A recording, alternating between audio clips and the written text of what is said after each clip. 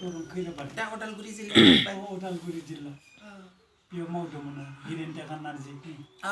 बिसोर सिनाय मा मिथियो 2 बोसोरसो मावबाय अनारेरि मावदोंमोन नङा बे माबाखाय डेफिसिट स्कुलमोन बे समाव इ डेफिसिट का स्कुला बेनिफ्राय बेयाव नै स्कुलाव ओइ बे नाबा हेडमास्टार थानायखाय बेयाव गामिनि मानसिफोरा कमिटिनि मानसिफोरा लिंबायनाखाय बेयाव फैबाय आरो माने फार्स्ट हाबजेननाया खैराबारियाव हाबजेननाय नैयाव ओरैनो हाबजेननायनिफ्रायनो एपइन्टमेन्ट जाखादों एपइन्टमेन्ट मोननाय दरमाहा मोनखानाय डेफिसिट आरो सिगां डेफिसिट बुङोमोन दाबा मा बुङो मिथिया डेफिसिट माने सिगाङै नाबा ओरैनो दरमाफोरा ओरैनो आर्ट्स ग्रेजुएट साइन्स ग्रेजुएट बेफोरो दाना ग्रेजुएटफोरा माने 200 मोनो आरो डि 80 टाका 280 टाका आरो 1972 नि खोथा 72 नि खोथा आरो 2 बोसोरसो बेयाव मावदों बे समाव आरो माबामोनथ' डेफिसिट होनना बुङो माने खाथि मन्जुरि होनना बुङो दरमाखौ सरकारा होयो आरो बे दरमायाबो खम 280 टाका बेनिफ्राय बेयाव 2 बोसोरसो मावबाय आरो मावनानै बेनिफ्राय नैयाव बे हेडमास्टारा सिगांनि हेडमास्टारा थांनानैहाय बे माने नाबायबाय आरो केबि देउलकुसि केबिनि फुल मिनिंआ मा केबि देउलकुसि होनना बुङो केबिया माखौ फोरमायो केबिया के माने बे काउर बियो बाहा माने मौजाया काउर बाहा आरो हिसाबै बियो कमिटिनि मानसिफ्रा लोगो नांनानै काउर बाहा देउलकुसि हाई स्कुल नाम दोनबाय दा हायार सेकेन्डारि जाबाय नामा हायार सेकेन्डारि जाबाय बेफोरखौ आंनो खालामजोबना फैदों नोंथाङा हेडमास्टारमोन सिगां माने बे हाई स्कुलाव मावनानैहाय बेयाव माने नाबा ओरै जाहैबाय बे नाबा उनाव डाइरेक्ट सरकारि जाखाबाय आरो सरकारि खालामहैबाय आरो बड मिडियाम नामा बड मिडियाम एसामिस आरो बर' बड मिडियाम ओरै बेयाव नाबाबाय थारमाने सिगां डेफिसिट खालामग्रोयोमोन बेनिफ्राय प्रभिन्सियेलाइज उनाव डाइरेक्ट माने प्रभिन्सियेलाइज खालामनाय जाबाय माने सरकारिकरन खालामनाय जाबाय आरो होमबानिया मास्टारफोरनि दरमाफोरा सरकारि दरमा मोनो आरो बेयाव नाबानाय बिसोरनि जि दरमा सरकारनि बेनिफ्राय बे डिए थाबाय बेनिफ्राय हाउस रेन्ट थाबाय मेडिकेल थाबाय ओरै डेफिसिटबा बेफोर गैया आरो दा बेयाव फैनाय बिनि गेजेरावनो आङो बेखौ 77, 78, 79 सोआव बे माबानायखौ स्टेटिस्टिकेल अफिसारजों परिक्षा होनानै बेयाव मोनदोंमोन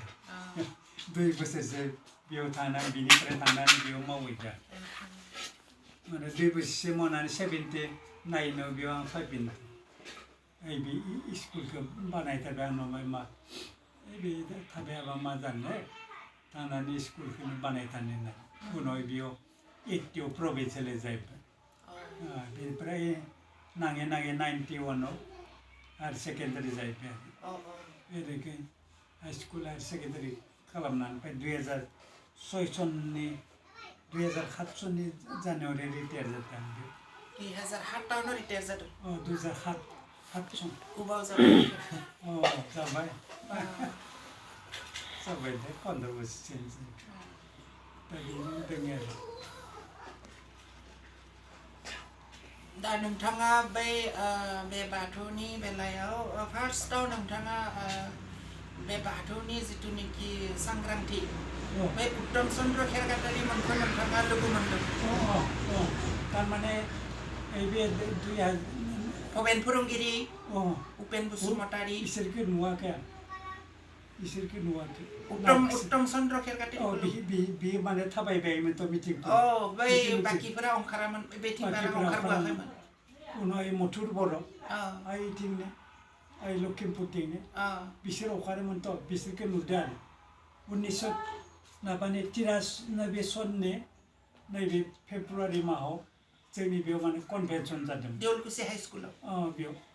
देउलकुसि नामा माने ओरैनो नाबा हाई स्कुलावथ' ओरैनो नाबा जाहैबाय देसुन ओरै देउलकुसि हिसाबै बेयाव कनभेनसन जाबाय आरो स्कुलावनो जादोंमोन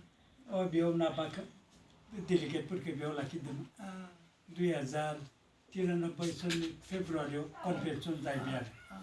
बे कनभेनसननि 93 आव होमबाथ' गौथुमा दाखांबाय माथो 92 आवनो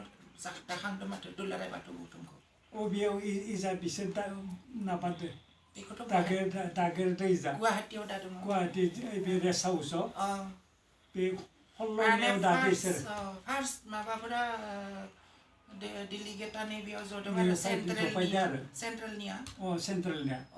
थारमाने 2092 मेयाव इजा ट्राइबेल रेस्ट हाउसआव बिसोरो हल्ल' मे बेखौ दा मे दिबो बै माबा बै रेस्ट हाउसआव जिथुनाखि हल्ल' मेयाव दाबाय बेयाव नोंथाङा दङमोन आं गैया बेफोर मिथियाखैमोन आं बै समाव नोंथाङा इमान माबा हाबसनाखैमोन थारमाने हाबसनाखै मिथियाखैमोन आरो लिङाखैमोन बे समाव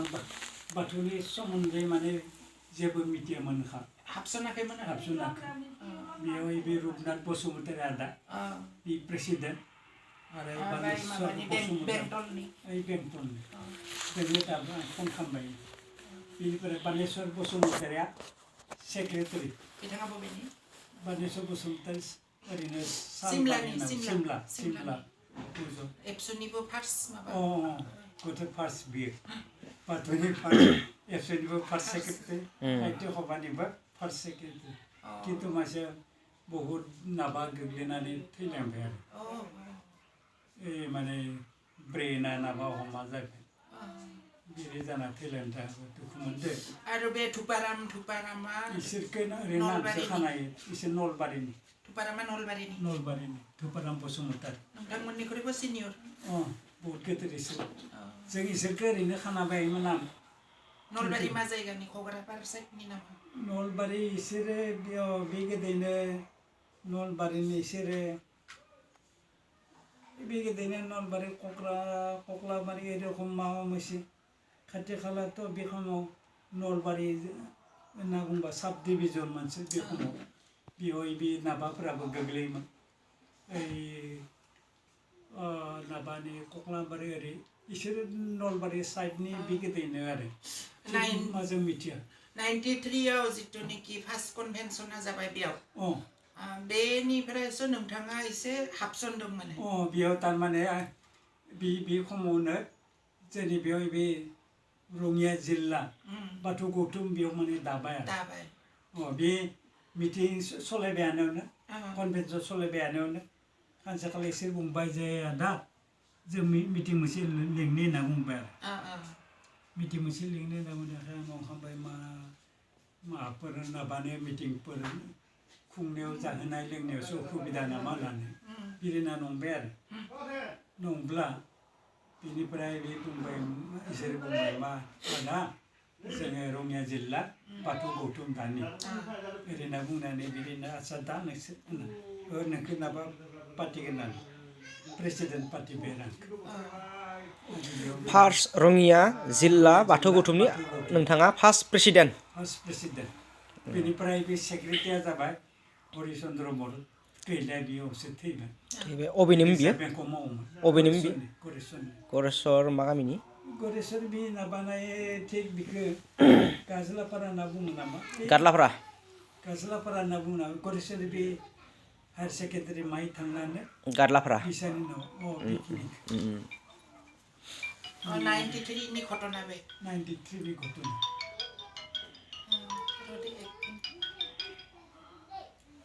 फंबाय बहुत दिननि उनाव फन हरबाय नोंखौ प्रेसिडेन्ट जाबाय हरिचरन नामा हरिचरन बर' होननानै बिथाङा सेक्रेटारि आरो बेनिफ्राय नोंथाङा बे आफादखौ माबोरैहाय सामलायलांनो मोन्दों जेनेबा बेखौ माने बे इसोरथ' माबाया मेन मानसिफ्राथ' इसोर जाबाय रुपनाथ बसुमतारी आदा बे कान्तेश्वर बरगयारी कुमारी काटानि बेनिफ्राय बे माबाया बानेश्वर बसुमतारी एरखमै मथुर बर' आरो बे उत्तम चन्द्र केंकेटारि इसोरथ' बहुत गेदेर जोंनि इसोरनो मेइन मानसि आरो बिथांमोना माने नैबेयाव अर्गेनाइज खालामफैदों खालामफैबाय आरो बेनिफ्राय उनाव बिथांमोनखौ नोंथाङा बेसेबां लोगो मोननाय एसे बेनिफ्राय गोबावै लोगो मोनो माने बे समावथ' फनबो गैया फनबो गैया जेबो गैया जाहैबाय आरो माने बे जेराव माने मिटिं लिङो सेमिनार लिङो बेफोराव जों थांनाय जाबाय आरो लोगो मोनलायो आरो खिथाहरो